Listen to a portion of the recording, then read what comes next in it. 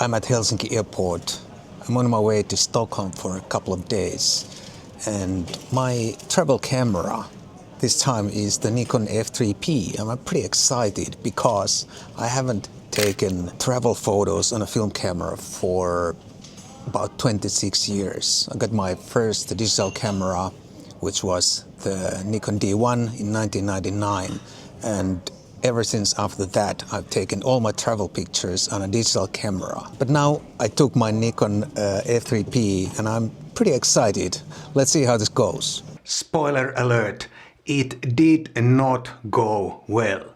However, I still have some photos to share in this video.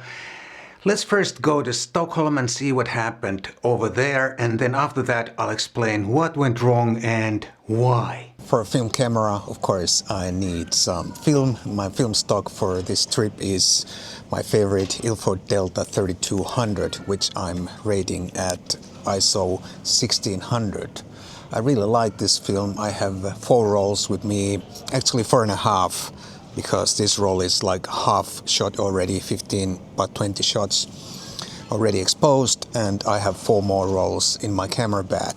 I hope it's enough. I'm also really curious to see what happens to my film when it goes through those X-ray machines at the airport. My film is high-speed film, ISO 3200 is the nominal sensitivity, so it's going to be interesting to see what happens. I hope my film gets through the machines unharmed.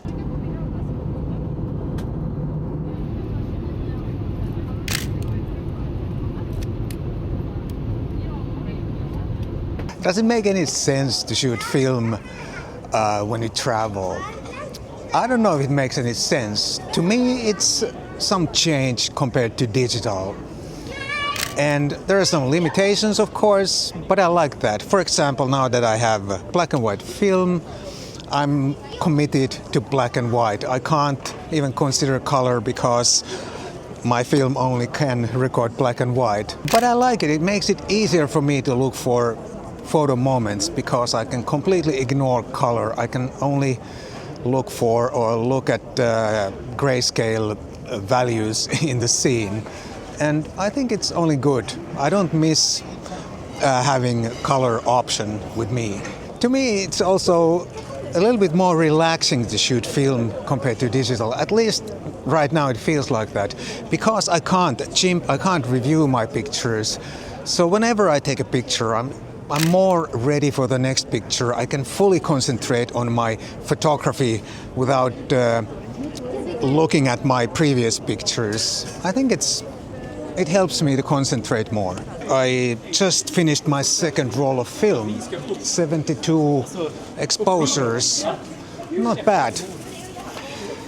One thing with film is that you have to sort of keep an eye on your film counter because if there's something like a photo moment happening in front of you and you are just about to expose your last exposure, then it's not good, obviously.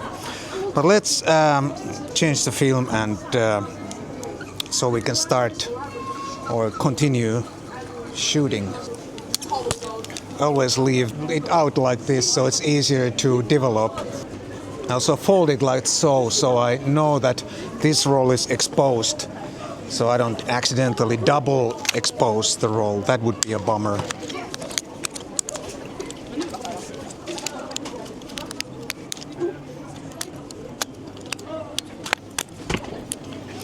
Now I gently rewind the crank to make sure the film is tight.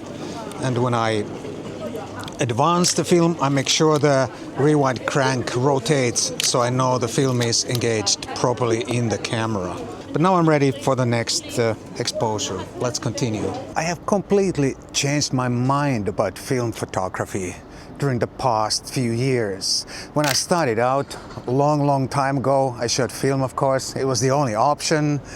But by about 2005, I was shooting only digital 100%. And I thought it makes absolutely no sense to shoot film because it's not very practical and all film pictures end up digital anyway. And because I was shooting only paid work, client work, It just seemed to make no sense to shoot film. But then around 2017 I quit all my commercial work and concentrated only on personal work, and later on 2018 I came here on YouTube. And since then I have changed my mind. I now think that film offers a nice, refreshing option for digital, mainly because, well, it's different. Of course, the pictures most of the time end up digital anyway, but the process is different, and film is so much more simple than digital. When I load up my camera with certain film, after that I only worry about my aperture and shutter speed. Those are the only settings I have to pay attention to. And I didn't even realize how much I paid attention to I paid attention to some other settings on my digital camera, like menus, autofocus settings, photo styles, and all those things.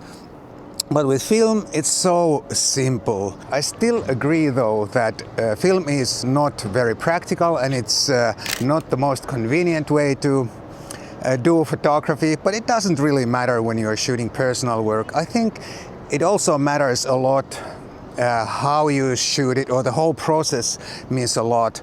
And I just feel these days that film is a really nice, relaxing option. I would not want to go back 100% shooting film, of course. I still love digital for most of my photography, but I think it's fantastic that these days we have one option. When I started out a long time ago, there was no option. You shot film or you didn't shoot at all. Film has also another dimension compared to digital. First off, when I shoot my pictures, I'm excited. I see a decisive moment or any interesting photo moment coming up, and I take the picture. But of course, I can't see what I actually captured because I can't review or chimp my pictures. But then later on, when I get back home, I develop my films and see what I actually got. That's another moment of excitement that is totally lacking with digital. With digital, I would at some point I would review my pictures in camera and find out what I actually captured, and the anticipation is then gone already. But with film, I still have some anticipation and some excitement left when I go home and develop my films and finally see what I captured.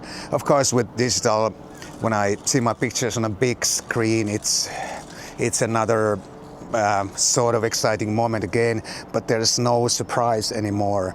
And with film, there's always the element of surprise, which is not present with digital. The element of surprise, the seasoning of film photography, the element that makes film photography so interesting.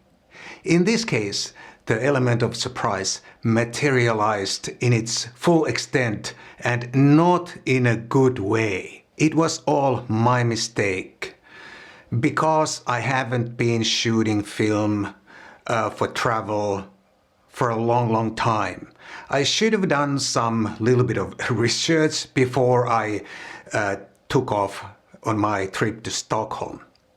I should have, first of all, taken a low-speed film instead of a high-speed film like the Ilford Delta 3200. And I should have researched a little bit what exactly happens to films when they go through today's high-powered X-ray scanners at the airport. Had I done that research, I would have easily found out that those X-ray scanners, especially those CT scanners, are poison to film, especially to high-speed film. Take a look at this picture.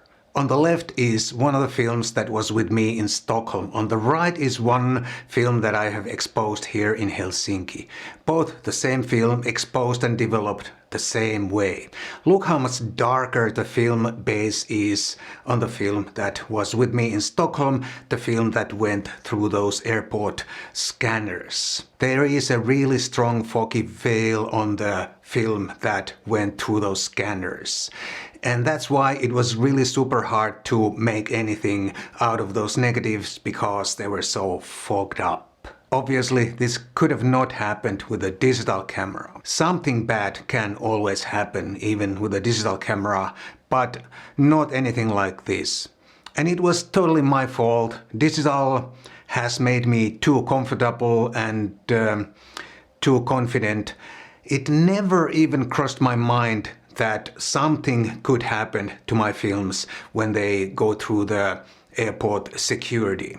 The first time I even thought about it was when I was talking to the camera at the beginning of this video. But a lesson learned.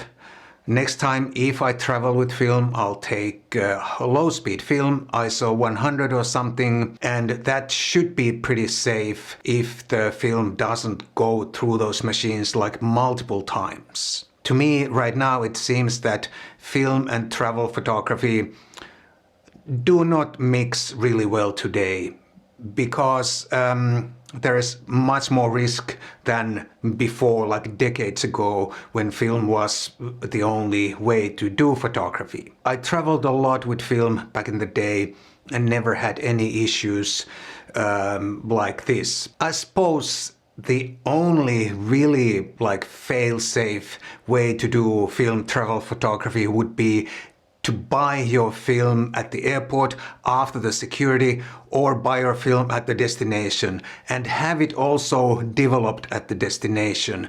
Then you would be pretty much covered and no X-ray would damage the developed film anymore. However, for someone like me who wants to develop his own black and white films, that does not obviously work. I'd be curious to hear if you shoot film and if you travel with film, what is your workflow or process when you travel? How do you deal with those dangerous X-ray scanners? Leave a comment down below. I suppose this is it this time. I don't have anything more to say. I hope this was interesting, entertaining, and even maybe helpful. And if it was, please don't hesitate to support my channel. You can buy me a coffee down below, link down below. If you don't live in Finland, you can also buy my e-zines, link down below. And yeah, thanks so much for watching. I hope to see you soon in the next one.